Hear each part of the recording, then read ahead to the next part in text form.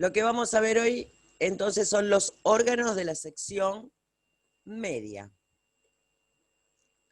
Órganos de la sección media.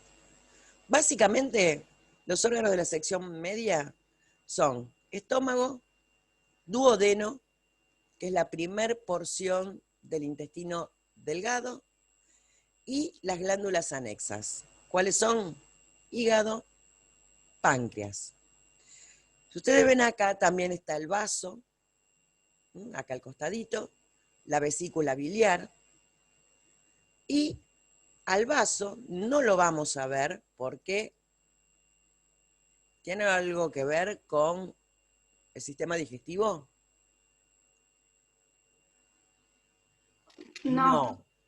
No, exactamente. El vaso formaba parte del sistema inmunológico, y era que sacaba también las células que ya estaban muertitas, que no servían. De hígado y de páncreas va a hablar otro grupo que supongo que es el grupo siguiente, así que se lo vamos a dejar a ellos. Pero fíjense, a mí lo que me interesa que vean, sobre todo en esta imagen, es cómo están relacionados los distintos órganos. Fíjense que por acá venía el esófago, que es de lo que habló Ignacio, si no me equivoco. Se ve él acá, tapadito, acá está tapadito por una partecita del hígado. El esófago termina acá en el estómago. El estómago tiene todo así como una especie de forma de bota. Acá, esto le dicen forma de bota y nosotros nos imaginamos unas botas hasta las rodillas, divinas, con unos tacos, pero no. Se le dice que tiene forma de bota porque se lo compara con una especie, es como una especie de cantimplora que usan los españoles para tomar el vino. Si en alguna película seguramente lo vieron, que lo tiran así, lo ponen así, es un saquito de cuero que tiene exactamente la misma forma, lo llenan de vino y se lo toman así. Está relacionado con eso, cuando hablan de que el estómago tiene forma de bota, y se llama bota. Nosotros acá también podemos ver que el estómago tiene lo que se denomina dos curvaturas. La curvatura menor, chiquitita, está acá, y la curvatura mayor, que es toda esta otra vuelta grandota de acá. Obviamente, bueno, acá les dice que es el órgano más dilatado del tubo digestivo. Por acá había un dibujito, que esto es lo más interesante, que es prácticamente cómo es por dentro. Dice, los alimentos se agitan y mezclan con los jugos producidos por el revestimiento estomacal, se encuentran ubicados en la porción superior izquierda del abdomen, y su capacidad es de 1,5 litros. En algunos es más, algunos bastante más, más de 1,5 litros. Dice, sus paredes están conformadas por 4 capas, que son la serosa, muscular, submucosa y mucosa, siendo esta última la encargada de producir mucus y jugo gástrico.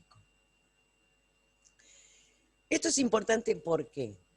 Porque después, cuando veamos en la parte de ámbito, en la parte de digestivo, vamos a ver todas las cosas que pueden ocurrir acá en forma patológica, sobre todo relacionada con los fármacos. ¿Se acuerdan cuando hablábamos otra vez? Volvemos con las prostaglandinas, otra vez con la ciclooxigenasa, todo eso.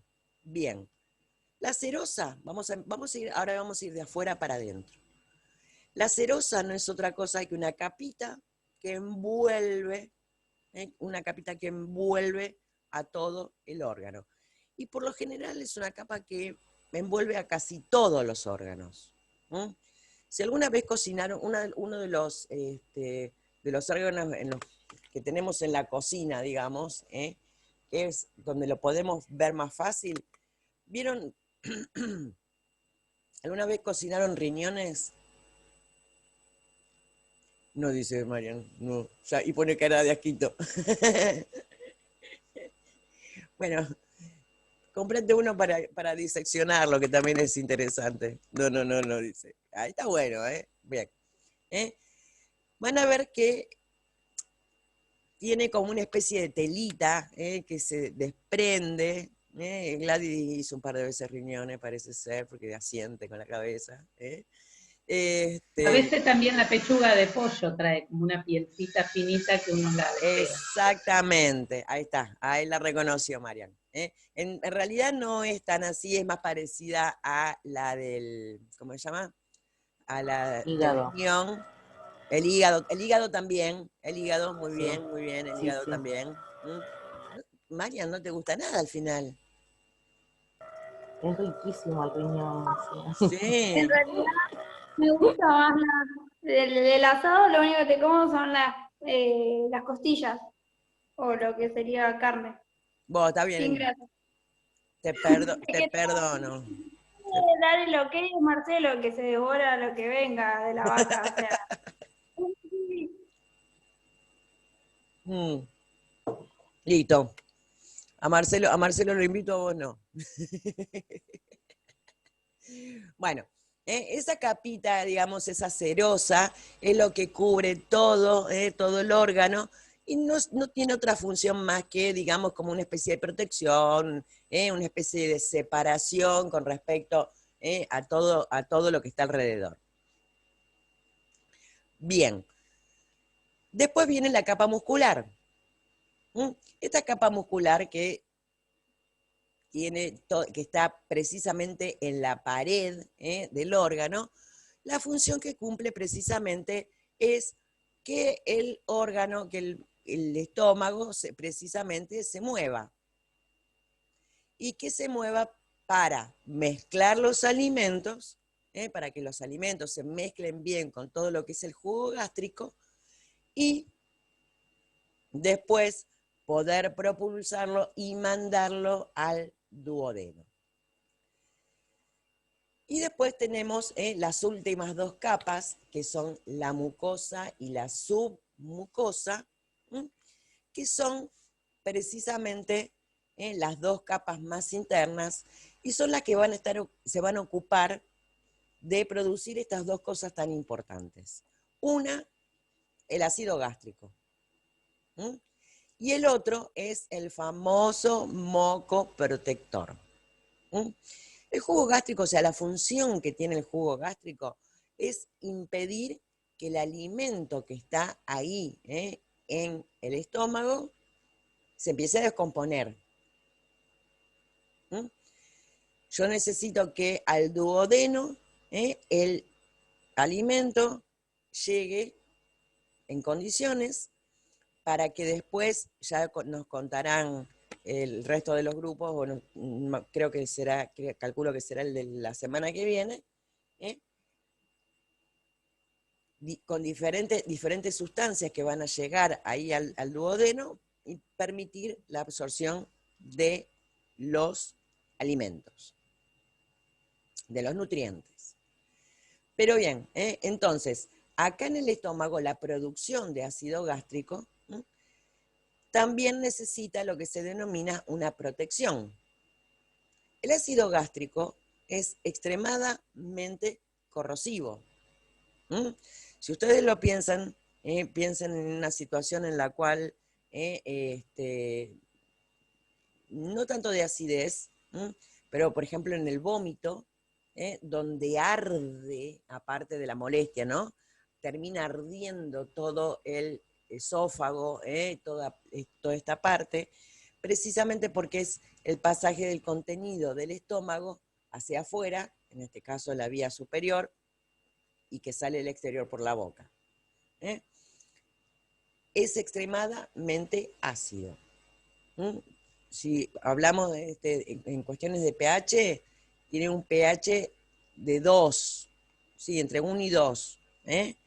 O sea, es extremadamente ácido.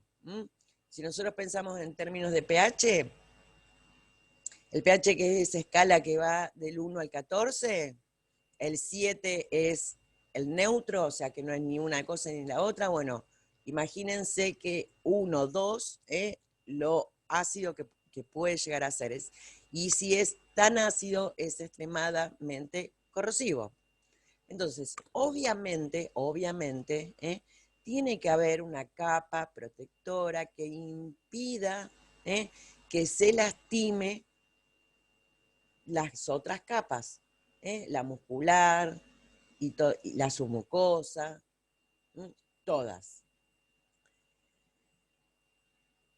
Entonces, obviamente ahí es donde juega el papel tan importante que es el moco gástrico protector. Cuando desaparece ese moco gástrico protector, este ácido tan fuerte, tan potente, va a empezar obviamente a dañar la pared del estómago. Y ese daño que provoca puede terminar en lo que se denomina una úlcera o una gastritis, que son las dos patologías quizás más frecuentes dentro del estómago. Quizás no hay muchas, pero bueno, estas son las dos más importantes. Precisamente por la pérdida de esa capa protectora de mucus, ese ácido va o puede dañar las capas del estómago. Después en la parte de ámbito vamos a ver obviamente los fármacos, vamos a ver los motivos, porque no es la única causa, la pérdida del moco gástrico protector no es la única causa, ni siquiera la fundamental con respecto a la producción de una úlcera o con respecto a la producción de una gastritis. Está muchísimo más relacionado con una bacteria que se llama Helicobacter pylori, que está totalmente adaptada a vivir precisamente en ese medio ácido. Por eso lo vamos a dejar un poquitito más para la parte de ámbito. Sí, vine al chat porque vi que había riñones a la provenzal. Anto, a vos también te invito.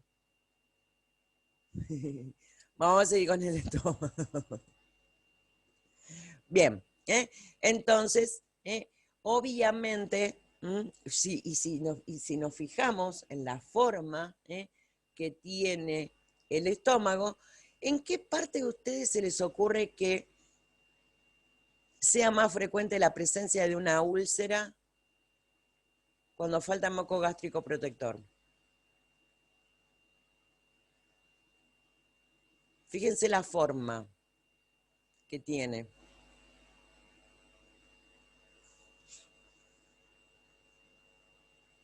¿La parte de abajo, en la parte de arriba? La parte de abajo, cerca del esfínter, ahí del... ¿De acá? Sí, la de abajo. Exacto, sí. Bien. Las primeras, la gastritis, escuchen esto. Mirá, la gastritis, el lugar más frecuente es esta parte de acá, esta parte de arriba, esta parte de acá al costado, sobre la curvatura mayor. Lugar más frecuente de una úlcera, obviamente, esta zona de acá abajo, curvatura menor y duodeno. Estas son cositas así medio anecdóticas. Bien, acá tienen otro lindo dibujito donde muestra, acá está el esófago. Fíjense dónde desemboca el esófago. Uno siempre piensa que el esófago termina acá donde está abajo el apéndice sifoides, pero está acá medio como de costadito. Esta partecita así redondeadita, la parte de lo que se denomina el fundus gástrico o el fondo gástrico, esto en la parte de acá arriba, adivinen qué hay.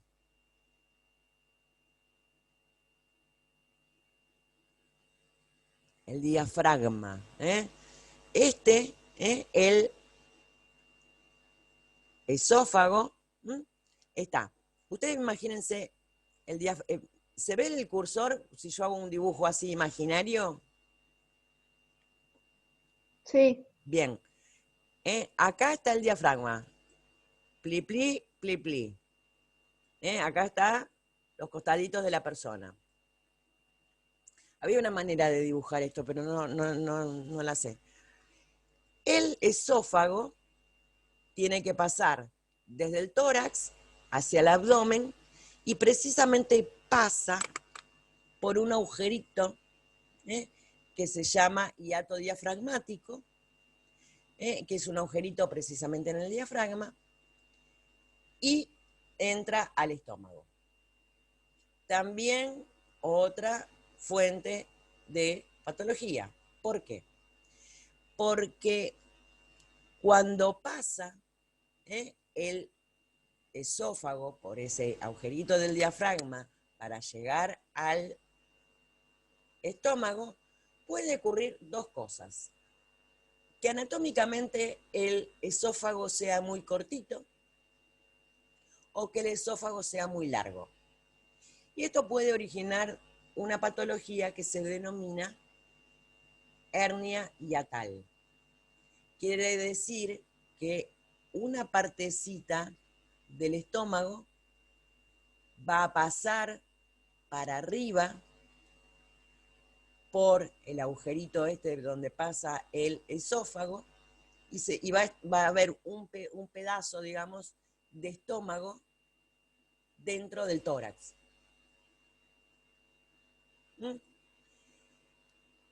Y como yo les decía, esto puede ocurrir por dos motivos, o porque el esófago o es demasiado corto o demasiado largo. ¿Qué pasa? Si el esófago es demasiado corto, me lo tira para arriba y me lleva un pedazo de estómago para arriba. Y si el esófago es demasiado largo, es como que me sobra un pedazo y se empieza a enrollar un pedacito del esófago sobre el mismo esófago. Esta patología, esta hernia de hiato o hernia hiatal,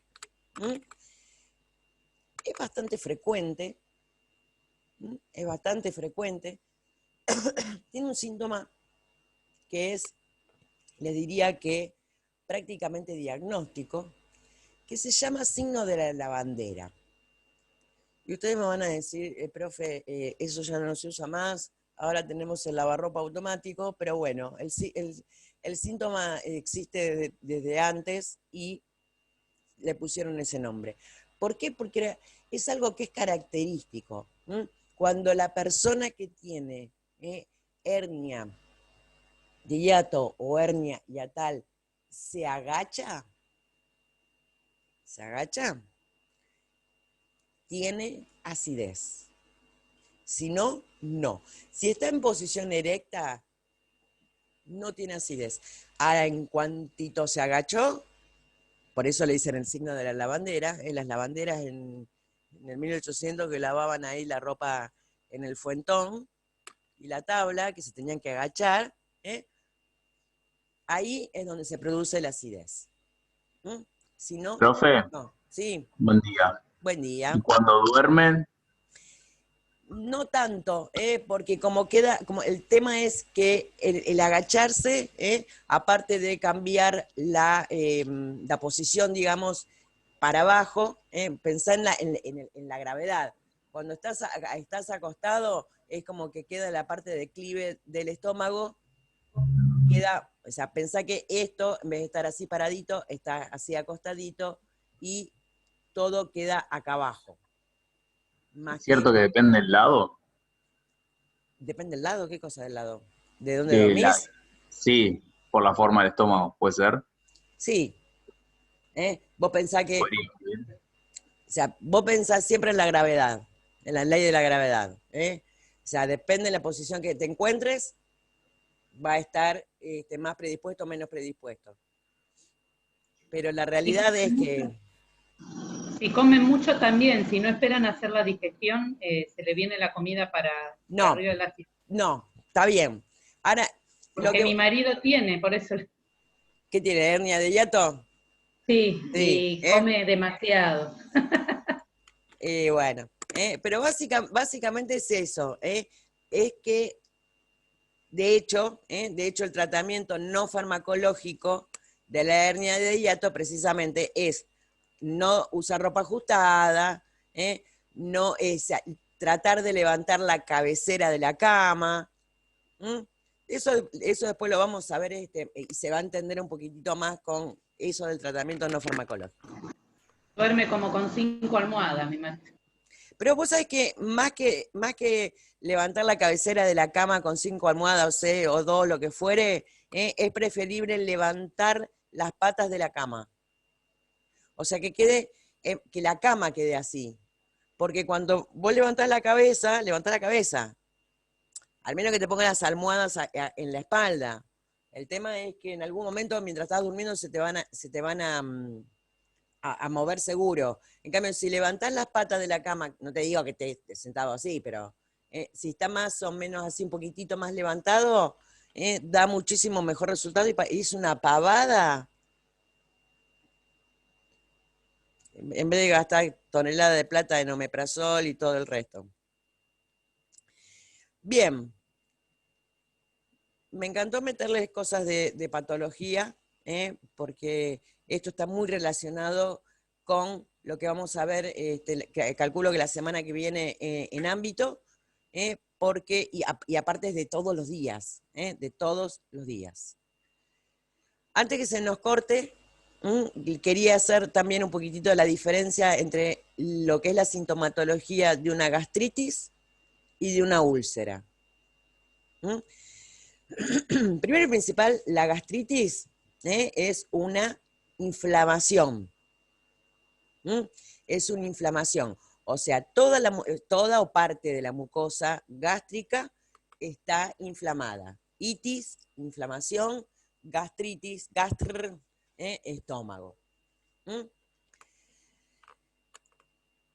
Las causas, obviamente, las causas es lo que habíamos dicho recién, disminución de la producción del moco gástrico, o la pérdida por el consumo excesivo de fármacos gastrolesivos, también por el Helicobacter pylori. Pero dentro de lo que son las gastritis, también hay un tipo de gastritis que es autoinmune. Es autoinmune, directamente el sistema inmunológico, como de costumbre, siempre se manda algún lío, en este caso produce una gastritis. En cambio la úlcera, a diferencia de la gastritis, que lo único que hace es que esté inflamado, en la úlcera ya hay daño en la mucosa y en la submucosa, que por lo general llega a la capa muscular, pero obviamente no la atraviesa. Clínicamente, sintomatológicamente, hay dos diferencias que son fundamentales. En la gastritis, en las dos hay acidez. En la gastritis hay dolor, en la úlcera acidez, pero no tanto dolor. Pero lo más importante es en qué momento se despierta el dolor. En la gastritis duele con los alimentos. En la úlcera, el dolor es con el estómago vacío. De hecho, se llama hambre doloroso. ¿Por qué? La gastritis está toda la pared inflamada, o toda parte de la pared inflamada. Yo le mando algo adentro, toca esa mucosa que está inflamada, y como que ese roce molesta y provoca dolor. En la úlcera, si tengo, vamos a suponer que tengo una lastimadurita acá, la curvatura menor. Si yo tengo el estómago vacío, esta partecita de la curvatura menor donde está la lastimadura, se toca con esta otra partecita o con cualquier otra partecita de la pared del estómago. ¿Y qué pasa si yo me toco una lastimadura? Duele. Entonces, cuando cualquier parte de la pared del estómago está en contacto con la úlcera, duele. Pero si yo tengo el estómago lleno, la pared esta, donde está precisamente la úlcera, está separada de la otra. Y la realidad es que no va, el alimento no, o sea, puede llegar a producir un poquito de dolor, pero no tanto como el contacto de pared con pared. Entonces, característico de la gastritis, dolor que calma con el ayuno. Característica de la úlcera, dolor que calma con el estómago lleno. Una pavada eso, pero bueno, es interesante conocer esas cositas. Profe, ¿y cuando la úlcera produce sangrado? Bueno, esas son las complicaciones. Una úlcera puede estar ahí tranquilita, pachorrita, sin problema. El problema es cuando empiezan a aparecer las complicaciones. Las complicaciones de una úlcera pueden ser sangrado, perforación. Perforación obviamente es lo más grave. El sangrado, cuando empieza a sangrar, como cualquier lastimadura que sangra, puede sangrar en forma intermitente, puede sangrar en forma brusca. Obviamente esa sangre que se digiere va a terminar saliendo por materia fecal. Esa sangre no la vamos a ver porque es sangre que está digerida y por lo general,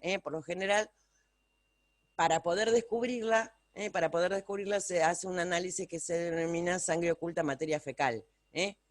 Después, después vamos a ver qué diferencia también puede haber en una hemorragia digestiva alta, en una hemorragia digestiva baja, que todo va a depender de en qué lugar se produce esa hemorragia. Por lo general, estas hemorragias suelen ser mínimas y suelen ser así muy persistentes y mínimas. Son muy difíciles de detectar y pueden llegar a provocar una anemia bastante importante. De hecho, a veces hay algunas úlceras que se descubren precisamente buscando a ver de dónde caranchos por qué se produjo esta anemia. La complicación más grave, obviamente siempre es la perforación, porque cuando se perfora, todo el contenido que está dentro del estómago se va para el peritoneo, que es toda esa cavidad que está en el abdomen, donde están todos los músculos, todos los órganos. Esa peritonitis, que es una peritonitis química, porque imagínense que se va para el peritoneo todo el contenido del estómago que tiene un pH tan ácido, y alala, es una urgencia quirúrgica que te puede llevar a tocar el arpa en muy poquito tiempo. Bien, queda menos de un minuto, corto acá, porque si no se nos va a cortar como siempre. Y volvemos en un ratito y seguimos con esto que nos queda. Ahí vuelvo, no se vayan muy lejos.